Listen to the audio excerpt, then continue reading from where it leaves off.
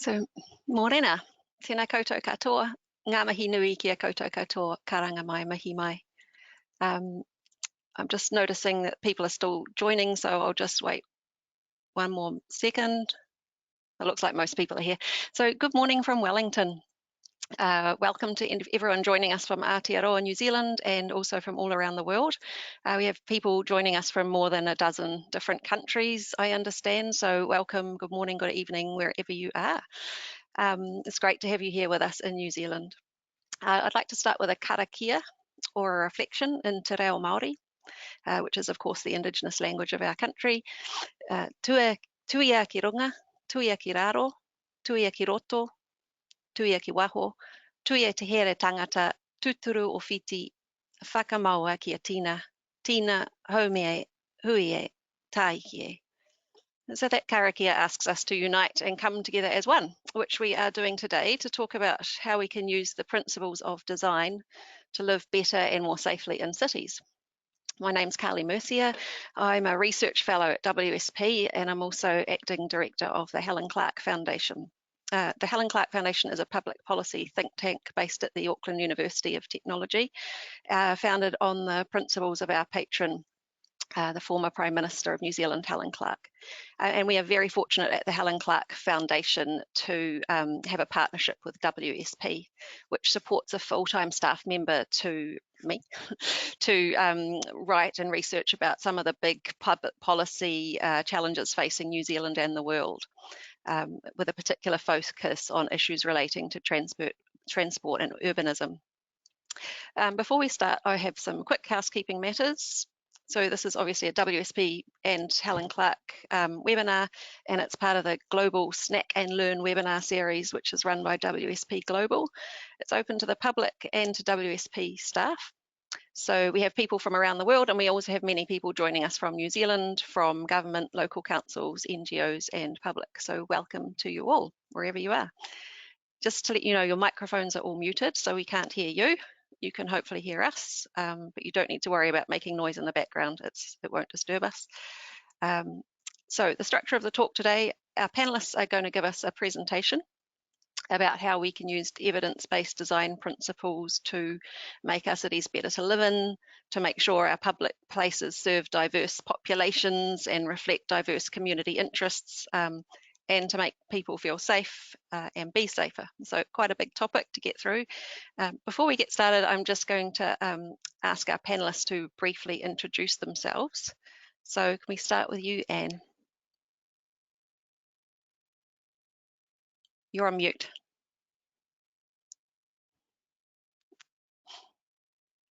There we go. Good morning. No airanga, no ingarangi o kutipana, ko te tiriti o watangi toku waka, kai te whanganui atara aho, a e noho ana aho ki kone, ko Anne Cunningham aho, tēnā koutou, tēnā tātou katoa. I'm Anne Cunningham, and I was the Acting WSP Fellow at the Helen Clark Foundation in 2022, and the author of the discussion paper that we're kicking off with today. Tēnā koutou katoa, no ingarani me airangi o kutupuna, e tipu ake ahau ke hihitingi, e noho ana ahau ki hihitingi. He whanonga putai o ahau ko Jared Thomas, taku ingoa, tēnā koutou katoa. Greetings to you all. I'm Jared Thomas. I'm a behavioural scientist with WSP. My interest in this topic, I'm very passionate about it, being safer cities, is human-centred design. So making our places, spaces and streets better for our people, which I've been trying to do for a couple of decades now through WSP. I'm very fortunate to work with people, fantastic people like you, to help shape our cities to be more inclusive, safer and fun. Tēnā tātou katoa, ko te mana te whakapaparanga mai, ko ahoriri te whenua tupu. Kei te whanganui atara o e noho ana, he kaihoahoa o e WSP, ko ana taku ingoa. Good morning all, good evening to some.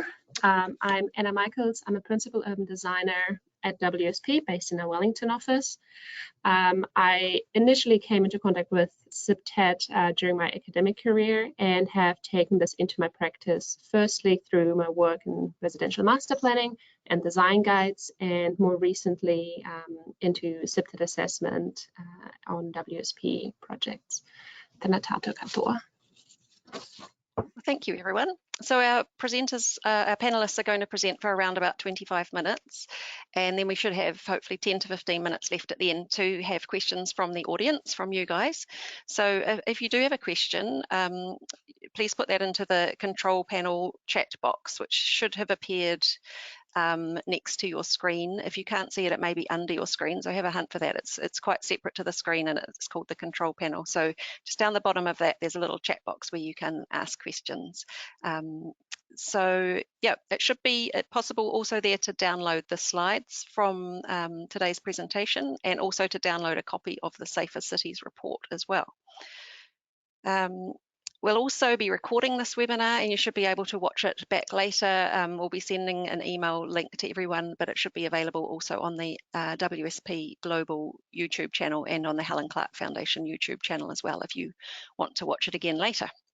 We'll send the link to someone else who might find it interesting. Right, so that's all the housekeeping from me. I'm now going to hand over to Anne Cunningham, who is our first speaker, to begin the talk for us. So take it away, Anne. Thank you. Kia ora koutou. I'm going to provide an overview of the Safer Cities by Design report before handing over to my colleagues Jared and Anna to look at the detail of where CPTED has been successfully applied. To provide you with some context from Aotearoa, New Zealand, we project that by 2050, it's expected that 70% of the world's population will live in cities. In Aotearoa, New Zealand, it might surprise you to know that this proportion is already significantly higher. 87% of our population lives in an urban area. And over the next 30 years, nearly 3/4 of our population growth, around 1 million people, is projected to happen in urban areas. So you can imagine that our policymakers and planners here are preparing our cities and towns for denser, more climate appropriate living, which will involve a shift in expectations for many people from having a dedicated section of land that they call home to sharing good quality public spaces. Alongside this, there is increasing and just expectation that we work towards Te Tiriti o Waitangi, the Treaty of Waitangi. It's our foundational treaty that defines the partnership between Māori and non-Māori. Non-Māori will be referred to during this presentation as Pakeha. This is done according to 3 principles. We work in partnership with Māori, with the participation of Māori, and to actively protect and so uplift Māori culture and sovereignty. We also know that our cities are not yet equal. Different people have different experiences and fears of crime.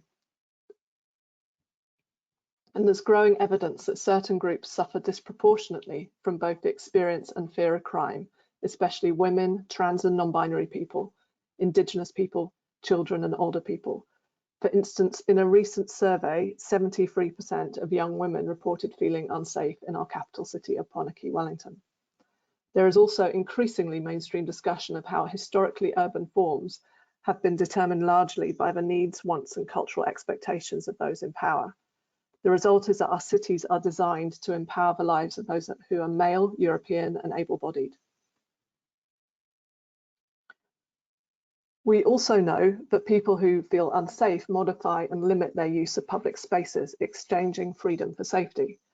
So we find that they are driving rather than using public transport, and that they are also extending any public transport journeys with, for instance, getting off at safer, what they perceive as safer public transport stops, and then walking to their destination. Given that these particular groups of people feel more unsafe more often, this contributes to their wider marginalisation. So, for instance, we know that they avoid certain workplaces and leisure activities, which increases cost and effort. It also reduces the personal and societal benefits of wider initiatives, such as those to support mode shift to climate-friendly transport.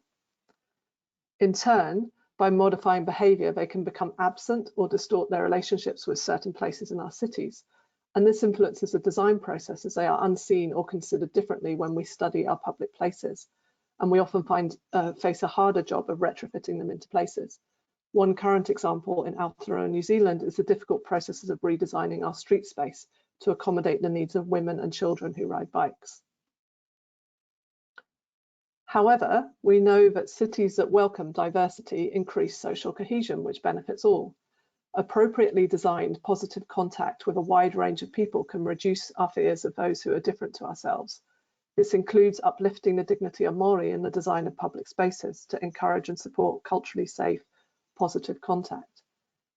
To give an example of how design can promote pro-social outcomes, drawing on the research, we know that when we walk, we perceive people on the street as safer than if we look at them from cars. So families who walk have increased feelings of safety and in turn are more likely to allow their children to travel independently to school or to leisure activities or just to play outside. And so walking also leads to less spatial stigmatization where particular neighborhoods are perceived as highly unsafe and then treated in that way. One long-standing methodology that has been used to support designers to focus on safety is CPTED, Crime Prevention for Environmental Design, although the literature has since developed to focus on wider city vibrancy. The principles you'll see here on the slide are to promote positive image of place, including effective maintenance, consider how people access and move around places, designing for safe, legitimate activities, developing access controls such as fences and locks so that crimes are harder to commit, fostering a sense of collective ownership, and creating opportunities for visibility and social surveillance, what's often known as eyes on the street, drawing on Janet Jacobs' work. And lastly, understanding the influence of geography, for instance, what's happening in adjacent areas. And these 7 principles of CPTED have stood the test of time since they were first developed in the 60s and 70s. But what has shifted more recently is how we deliver these, stimulated by wider thinking on how they applied when working in different places with different publics, including more marginalised groups. And that is where this report encourages further evolution and development, including to the guidelines that we currently have in Aotearoa, New Zealand. So in terms of the future of CPTED, for those of you that have read the report, you'll be familiar with these. But these are the ways in which we propose that CPTED needs to be developed in Aotearoa, New Zealand. We need the guidance and therefore the practice to move away from physical determinism. One example of physical determinism is just saying that we need more brighter, clearer sightlines. One of the stories we heard when working on the report was a street in Wellington where they proposed brighter, clearer sightlines, and young women had said that actually that made them feel very uncomfortable, as if they were on a difficult catwalk being viewed from bars by male eyes. We encourage sustained multi-agency action-orientated collaborations, and there's an example of that in the report in the Poniki Promise project. And that we use regular and critical use, or we encourage regular and critical use of equity tools, such as the Women's Audit Tool. We know that CPTED doesn't naturally or adequately address equity concerns, so we need to ensure that these are integrated into the process. And we need to ensure that CPTED is led by a profession with diverse lived experiences and also with high levels of cultural competence. Courtney Bennett's 2021 paper exploring how to work with Māori is a really good example of that. And we develop the use of participatory and adaptive processes such as tactical and adaptive urbanism, because these allow us to reintegrate groups that perhaps don't know how they'd work alongside other people because they've been excluded. And through the iterative designs that happen by installing them on the streets and changing them as we get feedback, we can start to take account of the real life experiences that people have once they're back in the city. And of course, the consistent use of post-occupancy evaluation so that we speed up the learning and we enrich the learning from the spaces that we design to improve how the simple principles of CPTED are actually used in an expert way by our practitioners. And I'll now hand over to Jared Thomas, who's going to speak about the behavioural aspects. Thank you, Anne.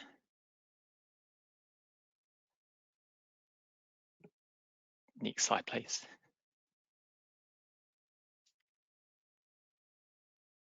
So, great intro. I'm going to talk through how we respond to design. So first up, why do we feel unsafe? Well, actually, it's a little bit complicated. If you look at international personal safety data, which I do all the time as a researcher, you've got objective safety indicators. So you've got homicide rates and things like that. And on paper, New Zealand looks pretty safe.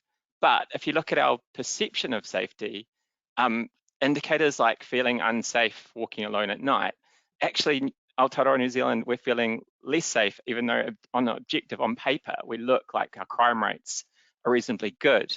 So why is there a difference? Basically, there's a whole range of factors related to why we feel safe or unsafe in an environment. There's the objective data and the information we receive from the media around positive and negative stories. That's one aspect of it. But if we want to tap into perception of safety, which actually relates really strongly to actually how we behave, so are we using a place or space? That's what you want to tap into. Even though it's complicated, there are factors underlying it that are situational factors. So how we feel about moving around a place or space when we're in a group during daytime conditions differs from nighttime by ourselves. Individual factors such as the marginalised groups that Anne eloquently spoke to earlier, we've got different experiences individually. Individually, we have different perceptions of risk and what we believe is risky. Then there's environmental factors as well, and that's where SEPTED comes in. So having choice, behavioural control. So are there multiple ways to get where I want to go? Are there multiple times of day that I could travel to that location? Ability to be seen is really important. And my favourite one is the presence of undesirable people. And undesirable, I won't unpack that today, but that's always a heated one. But it does come out. How you determine someone's undesirable varies from person to person. We could go to the next slide.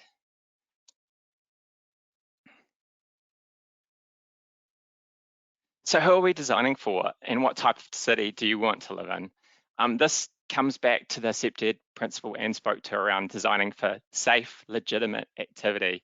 Again, picking up on that media space. One way to do it is to look at protective design approach. So the left side, the alleyway that's now going to get removed. Focusing on the minority that are doing antisocial behaviour, whereas SEPTED principles follow the idea of a positive design approach.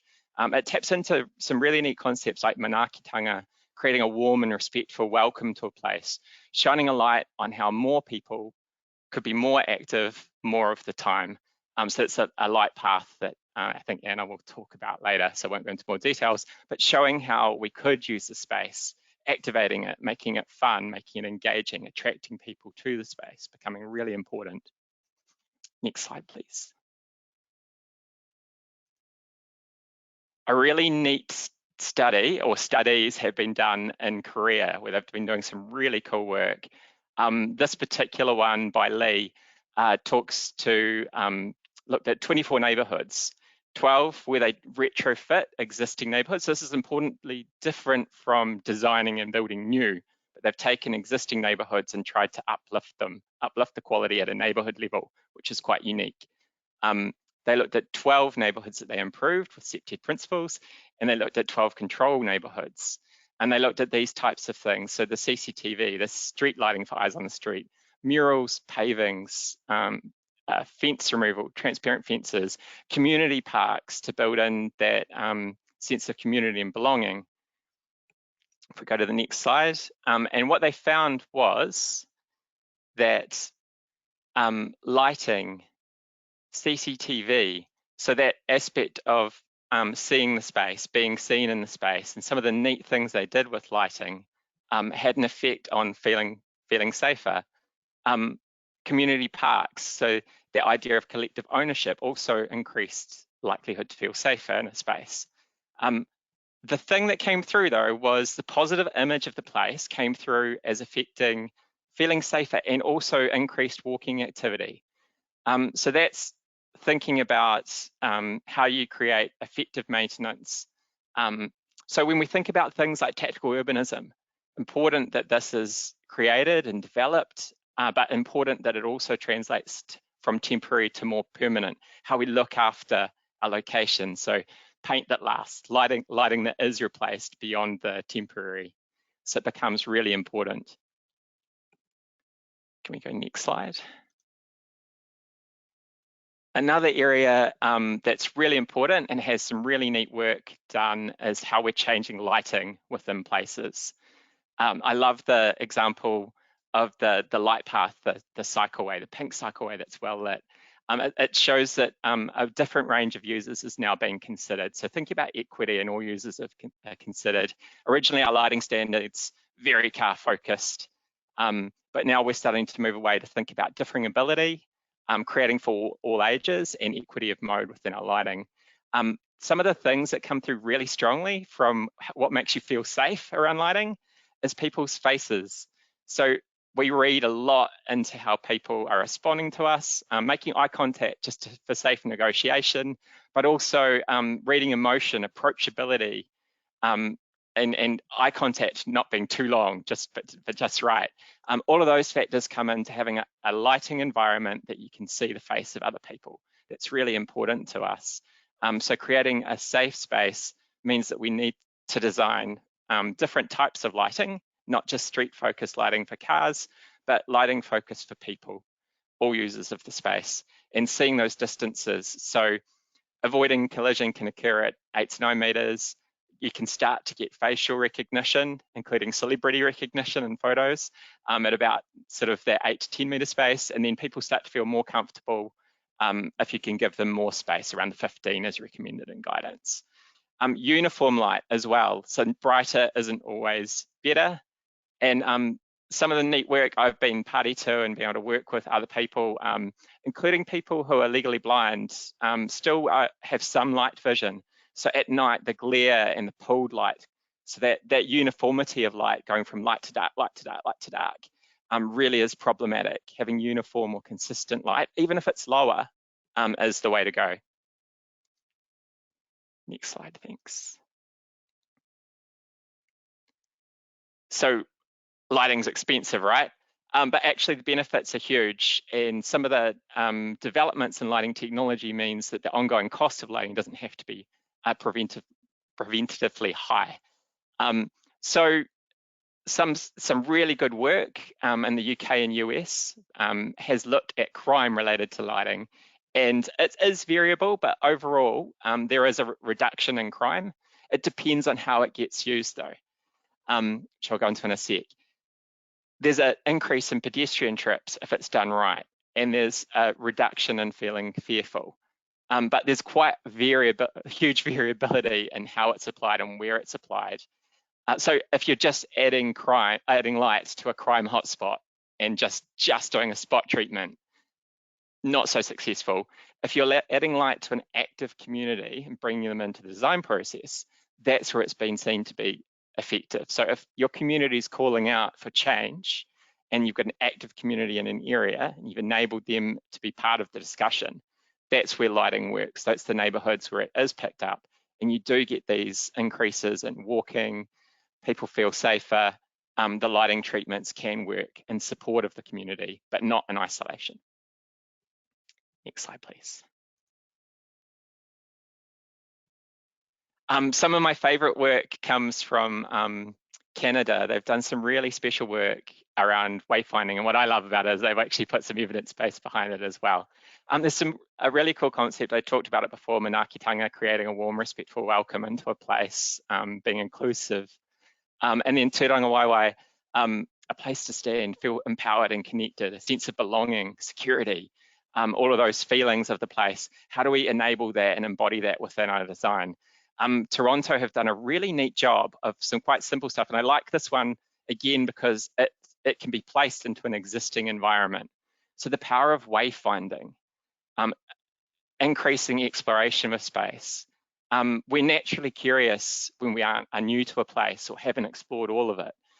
People, in terms of understanding a place, the power of naming places. So for New Zealand, using Te Reo Māori and our connection, bringing in history of the meaning of the place, the power of maps. People love maps and seeing places. So this wayfinding example and basic signage, positive guidance on signage as well, showing what a space affords. Just some pointers around that can connect places. You can feel more empowered to engage with the space, more connected to the space, but you actually they found increased walking longer duration spent in places. So walking went up by about a third.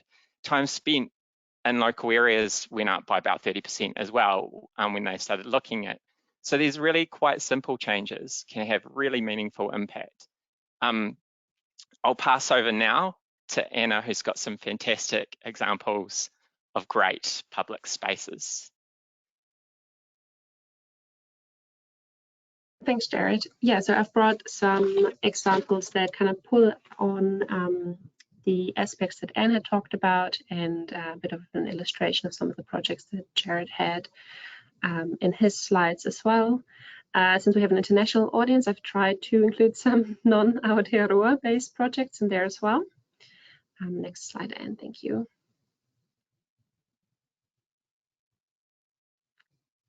So this is TO 360 in Toronto. So that's just picking up from the last example that Jared had, and it's a wayfinding project. TO 360 has spent a considerable effort in ensuring an extensive co-design process.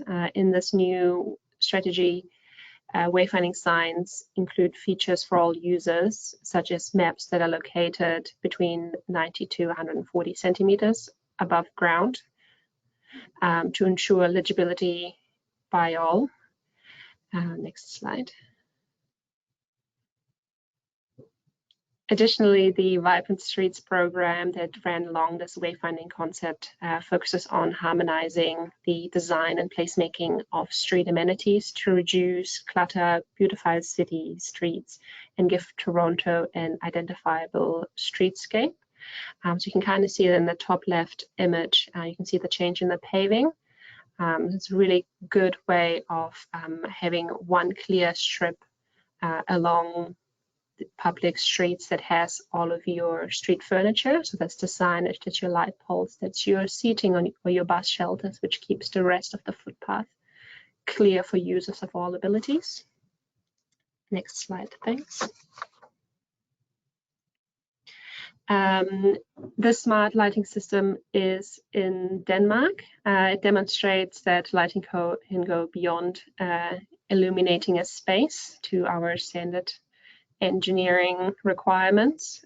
Instead, being able to provide amenity lighting plays a huge part in activation of a space and our feelings of safety in that space. Next slide, thanks. The path was developed alongside its future intended users, which you can see in the top left there, which were the school children cycling this path to school every day.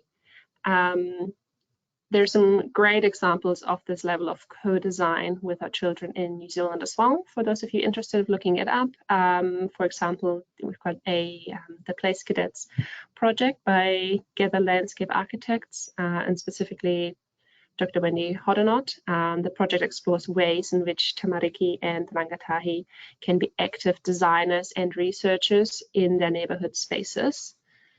So that's a really great example as well for you to do a bit of homework. Next slide, thanks. The designs we love to see as architects, as engineers, are always beautifully finished spaces.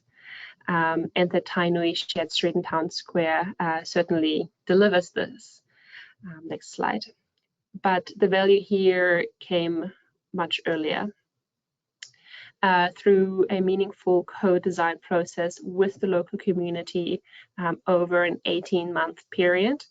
Through this co-design process, we've really had the community take ownership and stewardship over this newly created space, and they're now putting it to frequent and good use. As you can see in those bottom two photos, we've had some great events being run by the local community in this space. And the level of this community use really is the real measure of success for such projects in terms of creating safer places and spaces. Next slide, thank you. The rebuild post the destructive 2011 earthquake in Christchurch has seen the city flourish again through world-class projects such as the Margaret Mahi Family Playground. You've heard the expression, it takes a village to raise a child, but could children really help raise a city? Next slide, thank you. The project continues to be a catalyst for economic regeneration for the post-earthquake city and its people. Over 6,000 children contributed to a design competition, and over 100 technical specialists contributed to the detailed design of the park. And this included key stakeholders and mana whenua who were engaged with throughout the process as well. So it was really a huge collaboration with the wider community to create this vibrant space. Next slide, thank you. So I'll leave you with this final thought, that our public realm, when designed through a social and equitable lens, can be a catalyst for wider community health and economic benefits, and that an inclusive co-design process that meaningfully involves all future users inherently creates places that are safe for those users. Thank you. I'll hand back to Anne to round us out. And just to guide us into the questions, a reminder of where we hope to see the future of CEPTED in Aotearoa, New Zealand. We would like to see a shift in the guidance and practice away from physical determinism. We'd like to encourage and support more sustained multi-agency action-orientated collaborations. We'd like to see the regular and critical use of equity tools used by a profession with diverse lived experiences and with high levels of cultural competence. We'd like to see the use of participatory and adaptive processes, and as Jared said, with a pathway to permanence, and the consistent use of post-occupancy evaluation.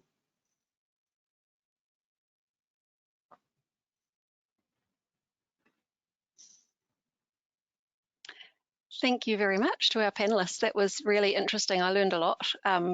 What really struck me was just the creativity from some of those examples that you showed. It's great to see, examples that focus on making things beautiful as well as fun and functional as well. And I can confirm that Margaret Mayhew playground that Anna spoke about in Christchurch is excellent. My kids love it. We have to go there every time we're anywhere near Christchurch. Yeah. So we have some questions coming in. Just a reminder to people that you can ask questions by posting in that chat box on your control panel, and please do. We'll try and get to as many questions as we can. We've got 10 minutes to go, but I think we might just push that to an extra 5 minutes so that we've got time for some of those questions that are coming in. So I'm going to start with a question from the Urban Advisory in New Zealand. Has CEPTED become a tick box exercise, and how do you think it's affecting our ability to create safe cities? Would you like to try that one, Anne? Yeah, sure. When we looked at the research, there was definitely a difference in those that used it, if you like, technically, and those that used it with expertise. And that's one of the reasons that we'd like to see the guidance move from like defining physical outputs, like lots of sight lines and lots of lights. As Jared said, it's much more nuanced, the qualities of light. So we're much more interested in building in a sort of wider frame around drawing on CEPTED that guides us to do something far more sophisticated. So I think in many ways you have a point, which is why we wrote the report. But we think there is a pathway forward that really attends to the social aspects of design, and so helps to produce more nuanced outcomes for each particular place. Right. Yeah, that's interesting. So, Anna, do you want to add anything to that? Or Jared? No, I think I definitely join Anne's comments there.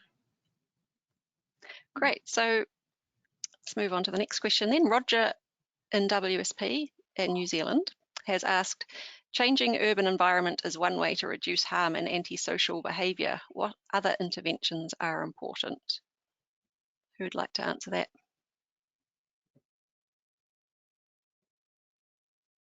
I can have a start if you like. Yeah, it's a really good question. I guess the opportunistic crime does happen, and so will people just move to other locations, and how much does CEPTED control for it versus other factors?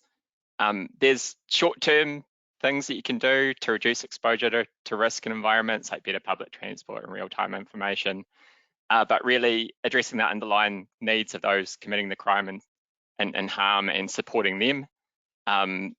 So community support centres, linking them to the right support and help.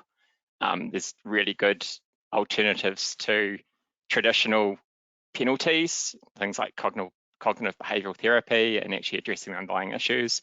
Putting staff on the street as well is another way to connect and build trusted relationships with people who are spending a lot of time in neighbourhoods. The British Transport Police travel along rail lines and stations and start making those connections. We have good examples in our communities of people that care for and look after and walk the streets and form those relationships. And then better ongoing surveillance as well, monitoring and detection are all tools. I think Anna might have some other things to add.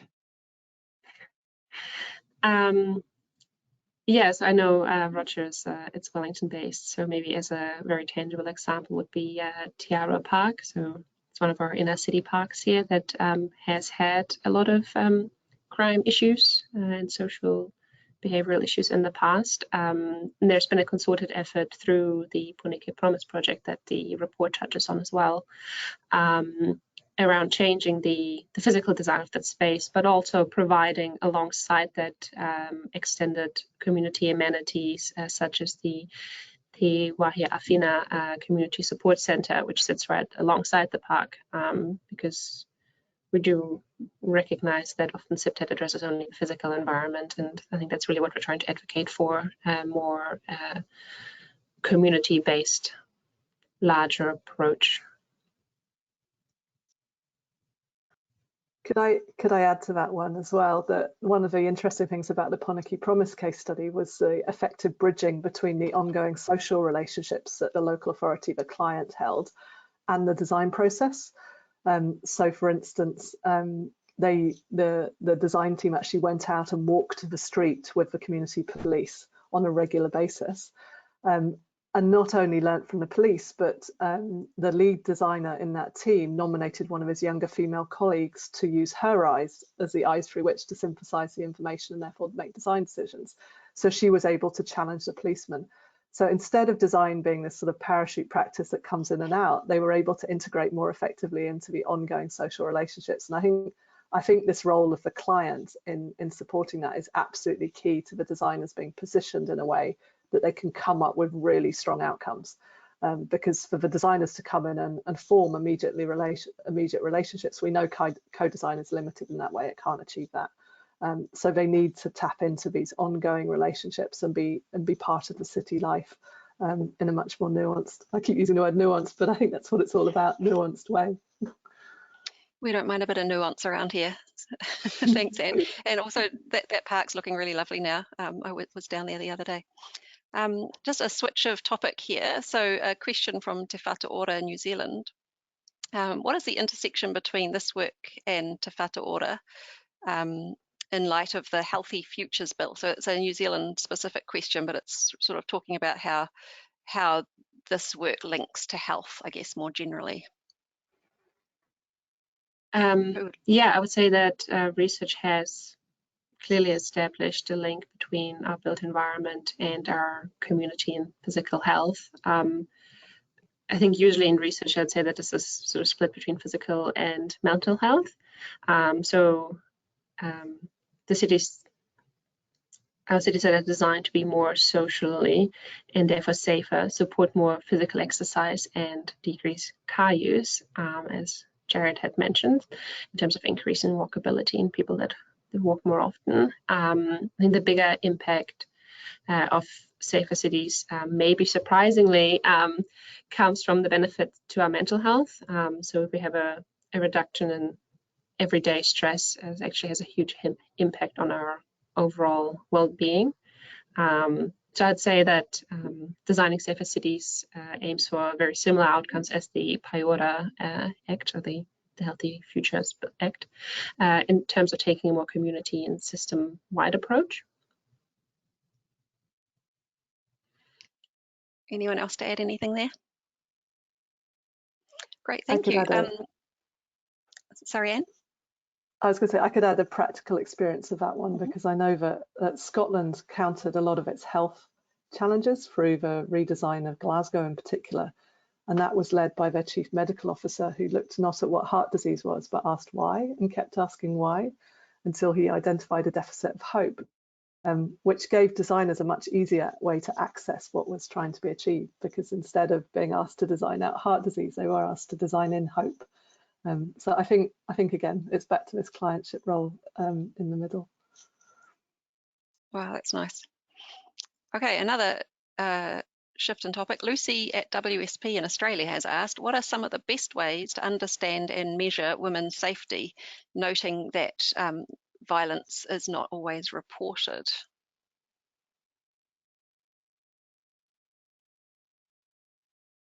Who wants to answer that one? Anne? I can speak to the work in the report, but I think Jared had some ideas as well about this one.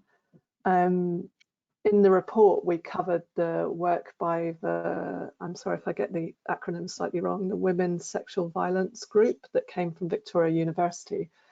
And one of the reasons that the Pōneke Promise happened was because they did a piece of work for their MA where they surveyed their peers to look at their experience of safety in the city streets. And this seemed to generate a much better field of data from which to start a conversation. Obviously, it needed to be followed up.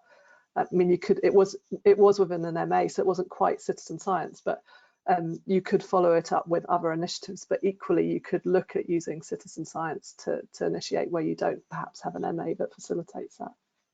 And obviously the women's audit tool, which we mentioned, which is kind of a tool for citizen science. I agree completely. Building on what Anne's saying, I guess we know Chrome data is really useful to look at patterns and trends and what is actively happening and look at whether that's changing and reducing.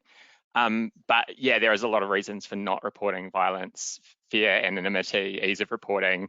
So that citizen science space and using good social science techniques, whether it's direct survey information focus groups. Auckland Transport have done a really neat job of asking who's not using the space and why. So not just asking the people that are there, but making sure you're capturing the voices of the people that aren't there. And by doing it in an anonymous way, you get some quite open, honest answers, and you get direct experiences from the people involved. And if you do the survey-based approach, I guess you get a diverse range of experiences and backgrounds, which is really important to capture. Observations of walking ratios and gender, ethnicity, age, all of that side of things can be easily observed now. We've got quite good cameras in place that can detect. So that stuff can get done quite passively and quite easily. South Korea have a really good example of where they've started moving to tools that aren't quite there yet, but they've got abnormal sound detection devices amongst other things. They've got over 2,000 crime prevention tools where they're getting all this data in all of the time, but that can detect alarms from a car crash to something breaking to vocal distress. So starting to get to that space as well and starting to use our smart city technology as well to passively capture what's happening where. Wow, that's cool. I noticed that we're at time, but as I said before, I'm just going to push it out a little bit and ask one and possibly two more questions before wrapping it up because the conversation's so interesting. So Somerset in New Zealand, an aged care organisation, has asked, have older people been taken into consideration when designing using these principles?